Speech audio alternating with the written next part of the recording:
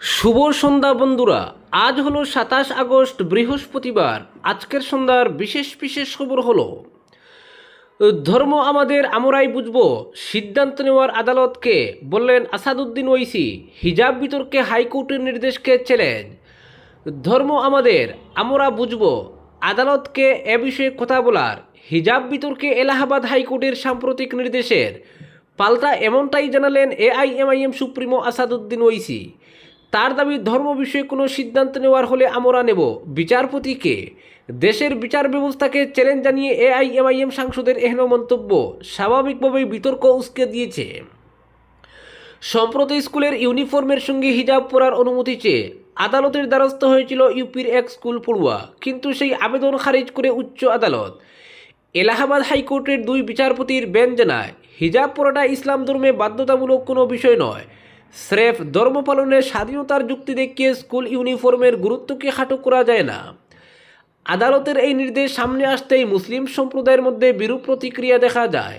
আদালতের রায়ের সমালোচনা করে ওইসি বলেন, এটা আমাদের ধর্ম, আমাদের যা প্রয়োজন সেই বিষয়ে সিদ্ধান্ত আমরাই নেব।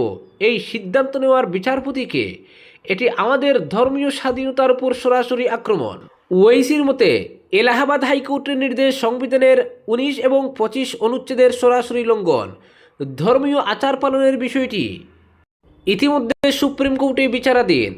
শবরীমালা মামলার বিষয়টি মাথায় রেখে হাইকোর্টের এই বিষয়ে মন্তব্য করা থেকে বিরত থাকা উচিত ছিল। শুধু তাই নয়, আদালতের সিদ্ধান্ত মুসলিম মহিলাদের শিক্ষায় খারাপ প্রভাব ফেলবে বলে মনে করেন ওয়াইসি। তিনি বলেন, স্কুল শিক্ষায় উত্তরপ্রদেশে মুসলিম মহিলাদের ভর্তির হার গোটা দেশের মধ্যে সবচেয়ে কম। সেখানে এ ধরনের সিদ্ধান্ত খারাপ প্রভাব ফেলবে। সাংসদের কথায়, মেয়েরা হিজাব মাথায় পরে মনে নয়।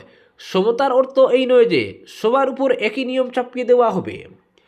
উল্লেখ্য, এলাহাবাদ হাইকোর্টে পড়ুয়ার আবেদন ছিল, ষষ্ঠ শ্রেণী থেকে দশম শ্রেণী পর্যন্ত ওই স্কুলেই ইউনিফর্মের সঙ্গে হিজাব পরত সে। তখন স্কুল কর্তৃপক্ষ কোনো আপত্তি করেননি, কিন্তু একাদশ শ্রেণী থেকে শুরু হয় সমস্যা। তারপরেই ওই পড়ুয়া আদালতের দ্বারস্থ হয়। তার আবেদন, ধর্ম পালনের স্বাধীনতা রয়েছে প্রত্যেক মানুষেরই, তাই ধর্মীয় বিশ্বাসের অঙ্গ হিসেবে হিজাব পরে স্কুলে যাওয়ার অনুমতি দেওয়া হোক।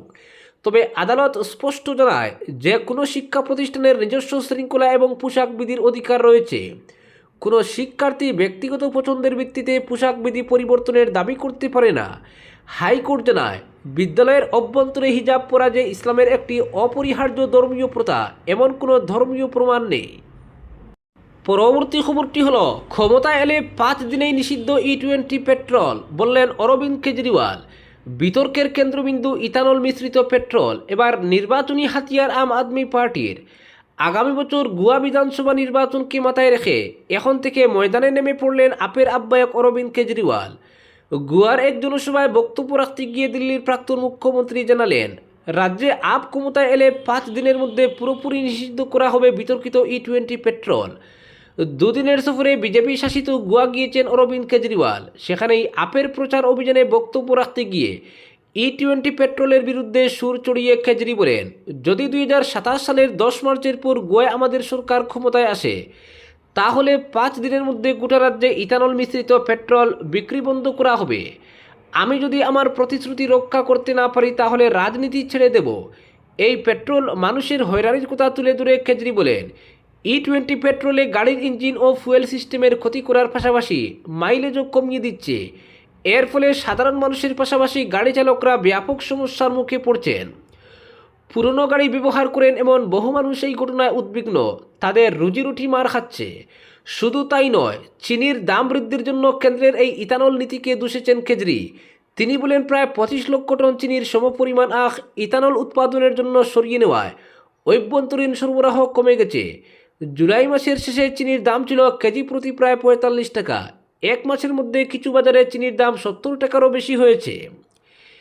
ইথানল তৈরির জন্য আখের ব্যবহার শুরু করার আগে সরকারের উচিত ছিল ঘাটতির বিষয়টি খতিয়ে দেখা। তিনি কটাক্ষ করে বলেন, সরকার বলেছিল ইথানলে বৈদেশিক মুদ্রা সাশ্রয় হবে, তবে সেই সাশ্রয় এখন চিনি আমদানিতে পুষিয়ে যাচ্ছে। সঙ্গে বাড়তি হিসেবে ক্ষতিগ্রস্ত হচ্ছেন সাধারণ মানুষ। পরবর্তী খবরটি হলো, কংগ্রেসের সঙ্গ ছেড়ে বিজেপির ছত্রছায়ায় স্বাধীনবাজার পঞ্চায়েত। এক সময়ের শক্ত গাড়ি শোনাইয়ে ক্রমে পায়ের তলায় মাটি হারাচ্ছে শতবর্ষ প্রাচীন দল কংগ্রেস।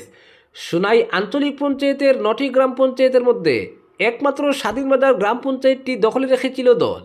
এবার এটিও হাতছাড়া হয়ে গেল।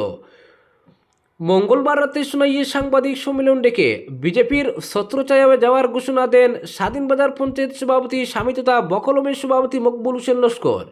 সোনাই পৌরসভা দফতরে আয়োজিত সাংবাদিক সম্মেলনে মকবুলের সঙ্গে হাজির ছিল পুরো গ্রাম পঞ্চায়েত বডি। এদিনের সাংবাদিক সম্মেলনে বিধায়ক আমিনুল হক লস্করের তীব্র সমালোচনা করেন মকবুল। বলেন, এতদিন কংগ্রেসের সঙ্গে থাকাটা ভুল ছিল। স্বাধীনবাজার পঞ্চায়েতের উন্নয়নের ক্ষেত্রে স্থানীয় বিধায়কের কাছ থেকে কোনো ধরনের সহযোগিতা পাওয়া যায়নি। তিনি আরও বলেন, শাসকদের সমর্থিত পঞ্চায়েতগুলোতে বিভিন্ন উন্নয়নমূলক কাজ হলেও বিরোধী দল সমর্থিত হওয়ায় স্বাধীনবাজার পঞ্চায়েত উন্নয়ন থেকে বঞ্চিত হয়েছে। এলাকার উন্নয়নের স্বার্থে এবং সঠিক নেতৃত্বের সঙ্গে থেকে কাজ করার লক্ষ্যেই পুরো পঞ্চায়েত বডি নিয়ে বিজেপিতে যোগদানের সিদ্ধান্ত নিয়েছেন তিনি।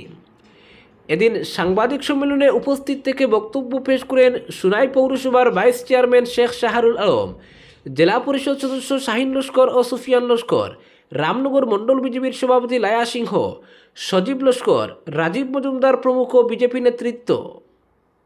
পরবর্তী খবরটি হল, বন্যা পুনর্বাসনে 1000 কোটি চাইলেন মুখ্যমন্ত্রী। চা শ্রমিকদের জন্য আরও 2 লক্ষ বাড়ির আশ্বাস কেন্দ্রের। বন্যায় ক্ষতিগ্রস্ত প্রায় 80,000 মানুষের পুনর্বাসনের জন্য কেন্দ্রের কাছে 1000 কোটি টাকা চাইল আসাম। দিল্লি সফরে প্রধানমন্ত্রী নরেন্দ্র মোদী থেকে কেন্দ্রীয় স্বরাষ্ট্রমন্ত্রী অমিত শাহ একের পর এক বৈঠক সেরে সাংবাদিকদের মুখোমুখি হয়ে একথা জানালেন মুখ্যমন্ত্রী হিমন্ত বিশ্ব শর্মা। তার দাবি, বন্যা পীড়িতদের স্থায়ী পুনর্বাসনের জন্য প্রয়োজনীয় অর্থ দিতে আশ্বাস দিয়েছেন অমিত শাহ। রাজ্যের আর্থিক বিষয়গুলি নিয়ে কেন্দ্রীয় অর্থমন্ত্রী নির্মলা সীতারমণের সঙ্গেও কথা হয়েছে, তবে কেন্দ্র কত টাকা দেবে বা কবে সেই অর্থ মিলবে তা এখনও স্পষ্ট নয়। প্রধানমন্ত্রীর সঙ্গে বৈঠকে বন্যা পরিস্থিতির পাশাপাশি উঠেছে ভূপেন হাজারিকার জন্মশতবার্ষিকীর প্রসঙ্গ।